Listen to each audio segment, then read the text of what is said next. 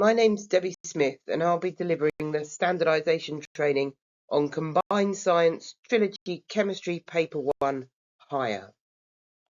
So what will this session look like? I will share a high tariff question. We will cover 4 tonight. You need to pause the video at that point and you will find the question in your pack and mark it. Then you'll discuss your marking with a colleague and then restart the video and I will tell you how many marks were awarded in the summer and what for. We'll repeat this cycle once more for the same high tariff question and then we'll move on to the next high tariff question and repeat the process. These are the session objectives. It is an opportunity to review summer 2024 student responses, an opportunity to compare your marking with that of others, to gain a deeper understanding of the mark scheme and its application, and to improve departmental consistency in marking and assessment. This will enhance accuracy in student forecasting and target setting. These are general guidance points that will help improve the marking of mock exams. Read the examiner's report and annotate your mark scheme. Examiners' reports often provide detailed insights into common student mistakes and misconceptions. Identifying these in student responses will help improve overall marking.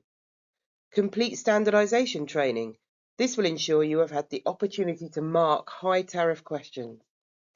Anonymise student scripts. It is easy for bias to creep in when you know the students whose work you are marking. This can lead to you allowing inference where others may not. Mark high tariff questions first and mark these in blocks. These have the highest cognitive demand, so marking these last often leads to mistakes. Marking these questions in blocks allows for comparative marking.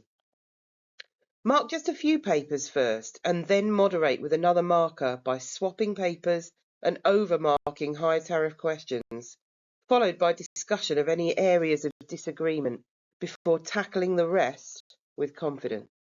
So here's the first question. This is a 6-mark question. So on your own, use a red pen. You have 3 minutes, which is 50% of the marks available. Underline those aspects of the student answer that are worth a mark or represent indicative marking. Decide how many marks in total the student would have been awarded, and then you will have 2 minutes to discuss the number of marks you have awarded with another member of your team. Write the number of marks you have awarded in the box number of marks you have awarded. So if we look at this question, this would have been awarded 2 marks in the summer. The first thing that you need to do when marking this question is to decide whether it is a level 1 or level 2 response. So you need to read the whole response first and then look for the key identifiers that would identify it as a level 2 response. So in this case, to achieve a level 2, there must be a minimum of 1 comparison of either structure or bonding and reference to its magnitude. So for comparisons, this could be a linked statement using comparative language such as however, but, whereas. It could be written paragraph about structure and or bonding of each substance separately, but linking them with an appropriate word or statement. It could be statements in pairs, so that a statement about one substance is followed directly by a comparable matching statement about the other. This may not have a connective word.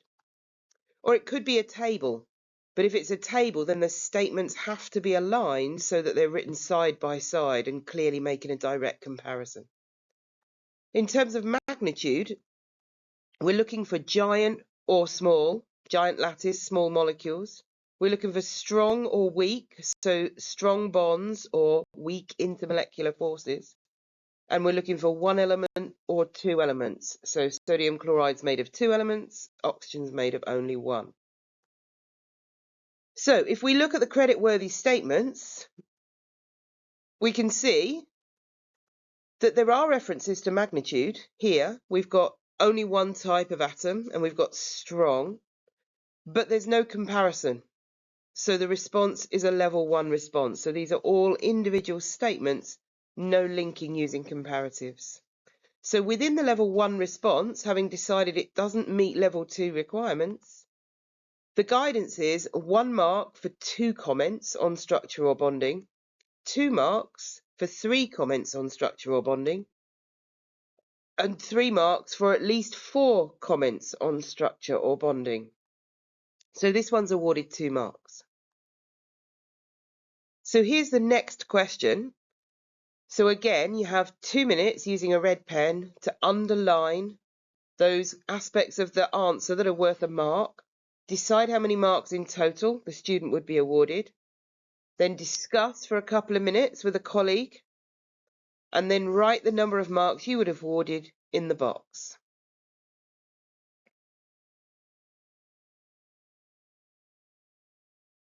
So in terms of this question was awarded 3 marks in the summer, and let's have a look at why. So if we underline the creditworthy statements in red, there are many of them. So here are all the creditworthy statements. We have references to magnitude, but unfortunately we have a paragraph about sodium chloride, a paragraph about oxygen, and nothing linking the paragraphs. There is no linking word such as whereas. And that means that no comparison is made. So even though we have magnitude, we do not have a comparison, and so it's restricted to level 1.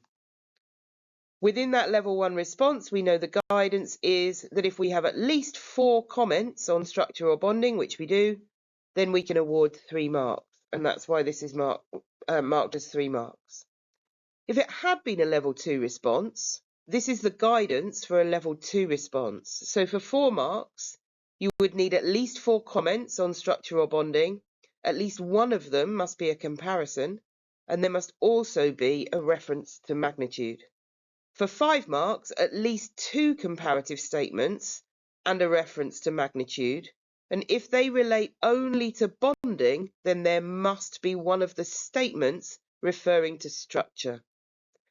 And for 6 marks, there need to be at least 2 comparisons, including both structure and bonding and magnitude of both substances. Here's the examiner's report. The examiner said students often gave sufficient features. Many included properties. Properties are just ignored. They're not wrong, but they're not useful in the answer. Those that did not access level 2 usually didn't include both a comparison and reference to magnitude.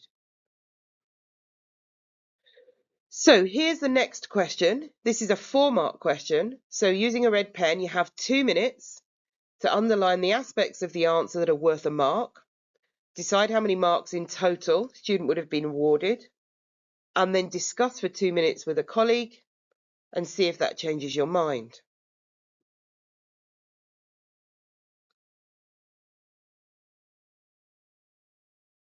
So this answer would have been awarded 0 marks in the summer, and if we unpick why, we have 2 electrons from calcium transferring to chlorine.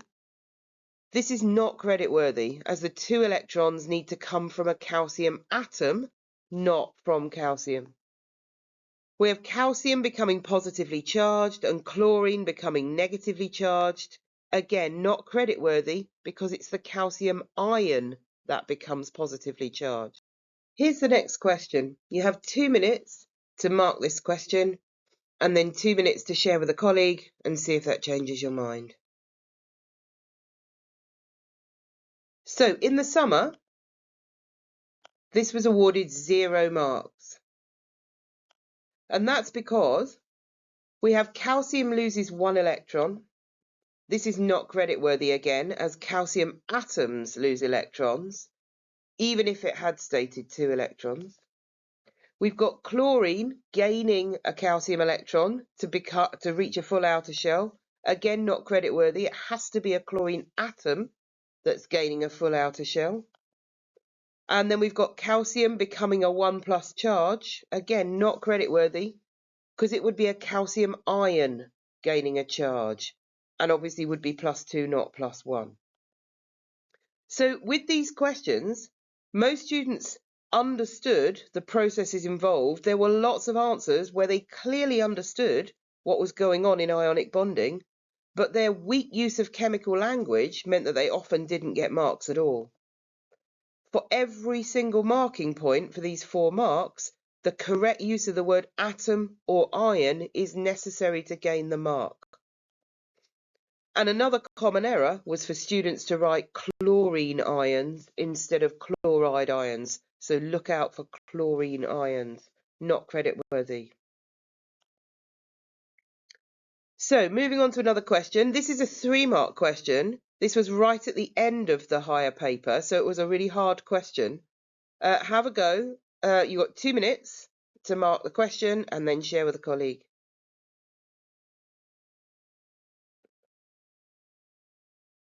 So in the summer, this was awarded 1 mark.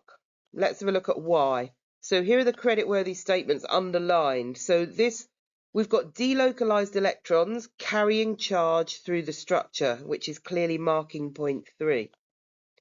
Unfortunately, neither of the first marking points can be credited because both of them need reference to carbon atoms. They both need the student to identify where these delocalized electrons have come from.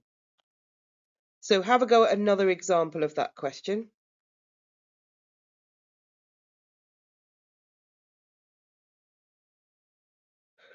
So in the summer, this was awarded 2 marks. We have carbon atoms bonding to 3 others, so clearly marking point 1. Each carbon atom forms 3 bonds. We've got leaving out 1 electron, which becomes delocalized, marking point 2. But unfortunately, marking point 3, we have that delocalized electron carrying electrical current. And this is not creditworthy. It's charge that's carried through the structure, not current. So the examiner's report here says that responses were frequently too vague. They didn't state where those delocalized electrons were coming from.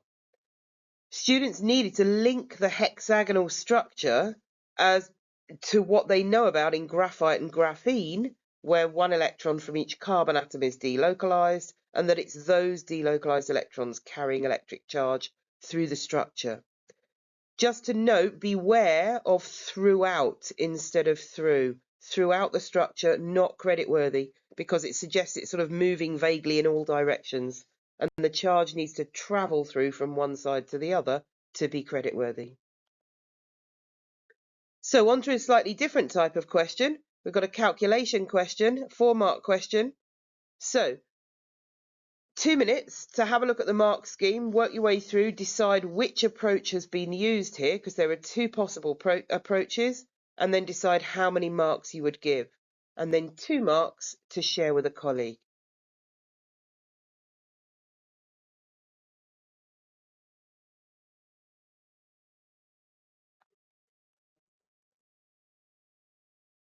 So this was awarded 4 marks in the summer. Let's see why. So creditworthy statements underlined in red. So clearly the moles approach was used here. We can see the word mole appearing in the student response. Marking point 1, the student has clearly calculated the relative formula mass as 17. Even though there's no actual calculation, that doesn't matter. We're just looking for the 17 to award that mark. They've gone on to work out 1.47 moles in marking point 2. And then they have correctly then used the ratio to calculate number of moles of hydrogen, and then multiplied by 2 to work out the mass of hydrogen produced. So this was a 4-mark answer. We can see all those marking points. Beware of rounding too soon in calculations. This student did round their answer at this point in the calculation in marking point 3. In this case, it didn't lead to them then getting the wrong answer, but sometimes rounding too early can. So students should beware of rounding too early in calculations. Here's another example. So you have 2 minutes to work out which approach they used and how many marks this is worth.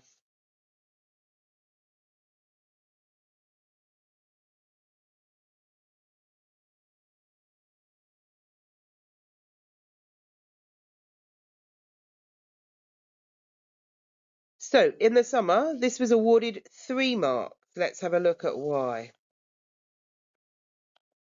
So creditworthy statements. Obviously, they've used the moles approach again, and we can see that number 17. So the first line, 28 plus 2 equals 30, is irrelevant.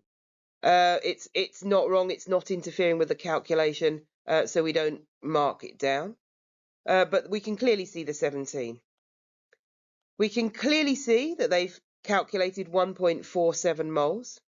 And in fact, if they had simply completed the rest of this line, multiplied by 2 and got 2.94, and then written nothing else, they would have got 3 marks for that. Because that would have been missing out the ratio step altogether and then just multiplying by 2. But we can see that what they've actually done is go on and attempt to calculate the number of moles of hydrogen, but they've done that incorrectly, and therefore we can't award marking point 3. So we have the incorrect calculation of the number of moles of hydrogen. However, they have then used that incorrect number of moles of hydrogen multiplied by 2 to go on and calculate the mass of hydrogen produced correctly. And so therefore that's error carried forward, and they have achieved 3 marks. They get that error carried forward for marking point 4. So the examiner's report for this question tells us that there were a number of approaches taken. Students who showed their working often gained credit even after marking errors. So like this example, even if they make mistakes on the way, if they have a go, they generally pick up some of the marks. Those who answered with a moles method usually scored 4 marks for the correct answer, 3 marks for 2.94, missing the ratio step, as we saw could have happened in this example, or 1 mark simply just for determining the relative formula mass of ammonia. Those who used the ratio method either scored 4 marks for the correct answer or 1 mark for 2 times the relative formula mass of ammonia, but very few then showed clear working out to actually gain marking point 2 or marking point 3. There are 2 more examples of each of the questions we have looked at today on the next few slides, so you can use those to practice applying what you've learned and for further discussion amongst your team. Many thanks.